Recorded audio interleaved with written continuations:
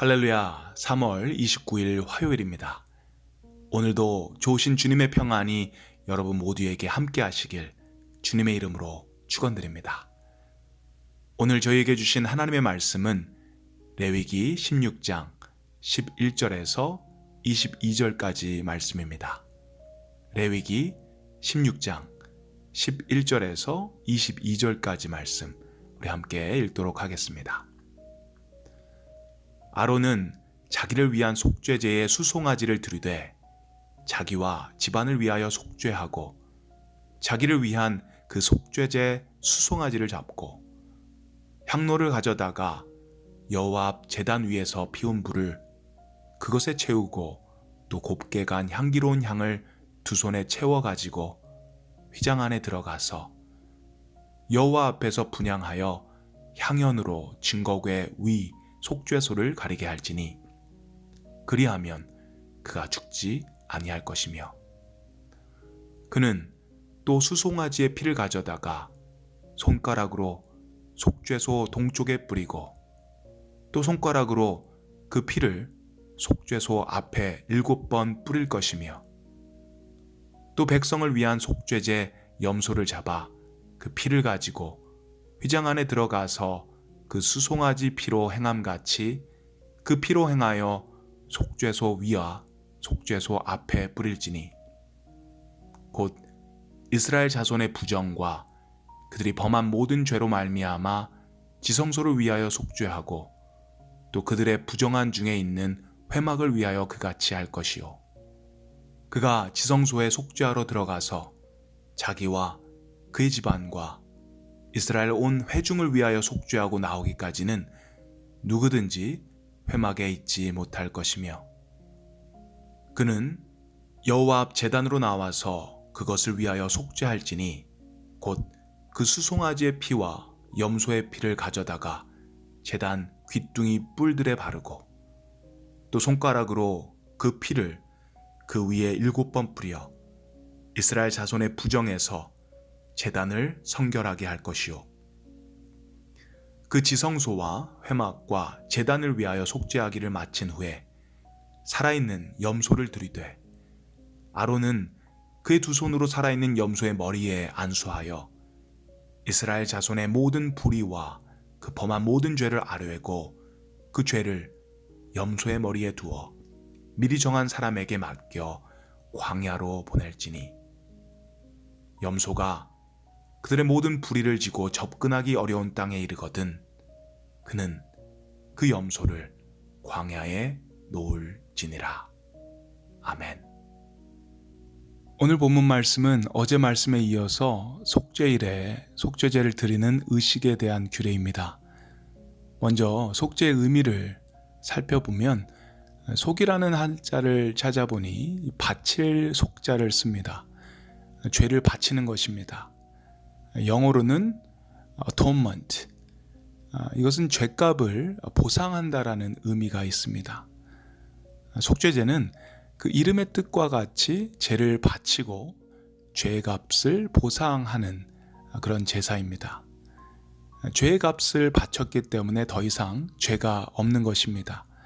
죄로부터 부정함으로부터 정결하게 되는 것이 이 속죄제의 목적입니다. 이스라엘 백성들은 죄를 지을 때마다 속죄제를 드렸습니다. 그렇다면 왜 이 속죄일이 필요했었을까요? 평일에 드리는 이 속죄제와 또 속죄일에 드리는 이 속죄제는 차이가 있습니다. 평일의 속죄제는 죄가 드러나거나 깨닫게 될 경우에 드려야 하는 속죄제이고 속죄일에 드리는 속죄제는 알고 지은 죄, 모르고 지은 죄, 드러난 죄, 드러나지 않은 죄, 이 모두를 한꺼번에 용서받을 수 있는 그런 제사입니다. 간단한 예를 든다면 우리가 매일 양치질을 합니다. 나름대로 치아와 잇몸을 깨끗하고 건강하게 하기 위해서 매일 양치질을 하는 거죠. 그럼에도 불구하고 우리 이빨에는 치석이 낄 수도 있고요. 또 이빨이 썩을 수도 있습니다. 그래서 치과를 가서 스케일링을 한다던가 중치 치료를 하게 되는 거죠. 하지만 이것은 양치처럼 매일 할 필요가 없는 것이죠. 1년에 3, 4번 정도 치과에 갈 때마다 하는 것입니다. 치과에 갈 때마다 치아의 깨끗함이 회복된다고 할 수 있겠죠. 이와 같이 사람들이 알게 모르게 지었던 죄들, 쌓여있는 이 모든 죄악들이 이 속죄일을 통해서 용서받게 된다라는 것입니다. 이날에 그들의 정결함 그리고 거룩함이 회복되게 되는 것입니다. 그렇기 때문에 이 속죄일은 이스라엘에게 굉장히 중요한 날이었죠. 그러면 오늘 본문에 나오는 이 속죄제의 순서를 간단히 살펴보도록 하겠습니다. 11절에 아론과 제사장 가족을 위하여 속죄제 수송아지를 잡는다고 합니다. 12절에 이 대제사장이 제단 위에 불을 피우고 향로에 향을 채워서 휘장 안으로 들어갑니다. 13절, 그리고 그 향연으로 증거궤 속죄소를 가리게 합니다. 이렇게 해야지 대제사장 아론이 죽지 않을 것이라고 이야기합니다. 사실 아론의 두 아들 나답과 아비후가 이 레위기 10장에서 예배를 드리다가 죽는 사건이 일어납니다. 하나님의 명령에 따르지 않는 예배를 드렸던 것이죠. 그래서 하나님의 심판으로 그들은 죽임을 당하게 됩니다. 이 아들들이 예배를 잘못 드리다가 죽게 된 이 사건 때문에 아론은 굉장히 큰 트라우마가 있었을 것 같습니다. 그럼에도 불구하고 이 예배를 대제사장이기 때문에 반드시 드려야 했습니다. 이 예배를 드리면서 죽은 아들도 생각이 날 것이고 또 자신도 잘못 드리다가 죽을 수도 있을 거라는 생각에 두려움, 또 떨림, 슬픔의 감정이 이 제사를 드리면서 있었을 것 같습니다. 슬프고 괴롭고 힘겨운 제사지만 그는 자신의 죄, 더 나아가 이스라엘 온 백성들의 죄를 위해서 이 힘겨운 제사를 드려야 했습니다. 그런 면에서 아론이 이 제사를 드렸다라는 것은 굉장히 큰 순종이고 겸손이라는 그런 생각이 듭니다. 우리가 예배를 드릴 때도 그리고 하나님의 사역을 할 때도 그렇습니다. 매번 기쁘고 즐겁고 좋은 감정만 들지 않죠. 때로는 슬프고 또 힘겨운 그런 시간이 분명히 있습니다. 그럼에도 불구하고 우리가 주님께 나올 때, 주님께 예배하고 주님의 일을 할 때 그것이 바로 순종이고 또 겸손의 그런 모습이 아닐까라는 생각을 하게 됩니다. 네, 이어서 14절 말씀입니다. 송아지의 피를 가져다가 손가락으로 속죄소 동쪽에 뿌리고 또 속죄소 앞에 7번 뿌릴 것이고 15절 백성을 위해 속죄제 염소를 잡고 동일하게 그 피를 동쪽에 뿌리고 또 7번 뿌릴 것이고 그리고 나서 16절에 회막과 지성소와 제단을 위해서 이것들을 정결케 하라고 이야기합니다. 18절에도 여호와 제단으로 나와서 그것을 위하여 숙제할지니 곧 그 수송아지의 피와 염소의 피를 가져다가 제단 귀퉁에 뿔들에 바르고 또 손가락으로 그 피를 위에 7번 뿌려서 이스라엘 자손의 부정에서 제단을 성결하게 하라고 이야기합니다. 이것을 보면 성결케 돼야 되는 대상은 대제사장과 그의 가족들 그리고 백성들 뿐만 아니라 회막과 지성소, 제단이 성결케 돼야 되는 대상이 되는 것입니다. 사람이 아닌, 생명체가 아닌 성막 안에 예배를 드리는 장소, 또 예배를 드리기 위한 도구였지만 그것들도 역시 성결케 돼야 된다고 이야기합니다. 속죄일은 사람들뿐만 아니라 성소와 또 성소 안에 있는 모든 물건들이 깨끗하고 정결하게 되는 그런 날이라고 할 수 있습니다. 그들 자신과 그 성소의 거룩이 다시 한번 온전히 회복되는 그런 시간인 거죠. 이 속죄일에 속죄제를 통해서 사람들이 정결케 되고 지성소와 회막과 제단이 정결케 됩니다. 그리고 나서 마지막으로 해야 하는 것이 있는데요. 그것이 바로 살아있는 염소를 드리는 것입니다. 21절 말씀 제가 읽도록 하겠습니다. 아론은 그의 두 손으로 살아있는 염소의 머리에 안수하여 이스라엘 자손의 모든 불의와 그 범한 모든 죄를 아뢰고 그 죄를 염소의 머리에 두어 미리 정한 사람에게 맡겨 광야로 보낼지니. 이 살아있는 염소가 바로 백성의 죄를 제거하기 위한 아사셀 염소입니다. 이 아사셀 염소에 대해서 여러 가지 해석들이 있는데요. 백성의 죄를 대신 지고 떠난다는 의미, 또 접근하지 못하는 떨어진 절벽이라는 의미도 있습니다. 마지막으로 악귀, 귀신의 이름이라고 해석하는 그런 경우들도 있습니다.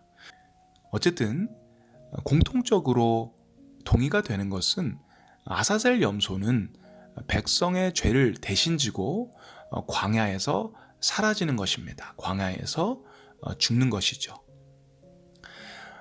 이 아사셀 염소를 보면 요한복음 1장 29절 말씀이 생각이 납니다.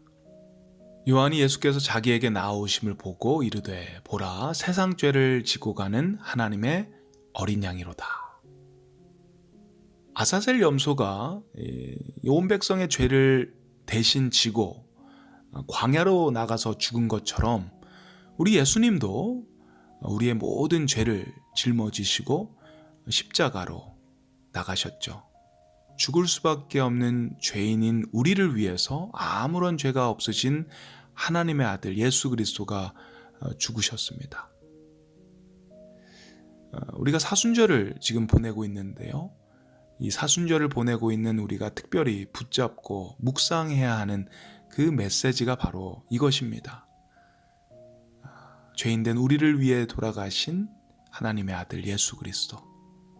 그의 고난과 그의 희생, 그의 죽음으로 인해서 우리가 살 수 있었던 거죠. 사랑하는 성도 여러분, 오늘도 아사셀 염소와 같이 우리를 위해 십자가 지신 예수님의 희생을 깊이 마음에 새길 수 있길 바랍니다. 저희의 거룩함이 아닌 주님의 십자가의 고난과 희생 때문에 저희가 속죄함을 받음을 감사하며 주님이 원하시는 거룩한 삶을 계속해서 살아낼 수 있는 저희 모두가 될 수 있길 주님의 이름으로 축원드립니다. 우리 함께 기도드리겠습니다. 주님, 저희에게 오늘도 귀한 말씀을 허락하심을 감사드립니다. 오늘 말씀을 통해 깨닫는 것은 우리가 알면서 짓는 죄만 죄가 아닌 우리가 모르고 짓는 죄들, 우리가 무의식 속에서 짓는 그런 죄악들까지도 역시 죄라는 것을 깨닫습니다. 우리 삶의 모든 부분에 덮여있는 죄악들을 저희가 보게 도와주시옵소서. 그리고 그것을 주님께 가지고 와 회개하고 정결케 되기를 원합니다. 아사셀 염소처럼 저희의 죄악을 지시고 십자가로 나가셨던 주님을 생각하게 하시옵소서. 주님의 고난과 희생 때문에 우리의 죄가 모두 사라졌음을 깨닫고 또 선포할 수 있는 저희 모두가 되게 도와주시옵소서. 우리가 주님의 그 십자가 공로로 인해서 속죄함 받은 사람임을 잊지 않게 하시고, 하지만 십자가의 고난과 희생으로 주어진 이 귀하고 값진 은혜를 잊지 않게 하시고, 항상 겸손하게 하시고, 항상 낮은 자의 모습으로 주님의 일을 성실히 행할 수 있는 저희 모두가 되게 도와주시옵소서. 그래서 하나님이 원하시는 정결하고 성결하고 거룩한 그런 삶을 계속해서 살아갈 수 있도록 주님 인도하여 주시옵소서. 감사드립니다. 예수님의 이름으로 기도드립니다. 아멘.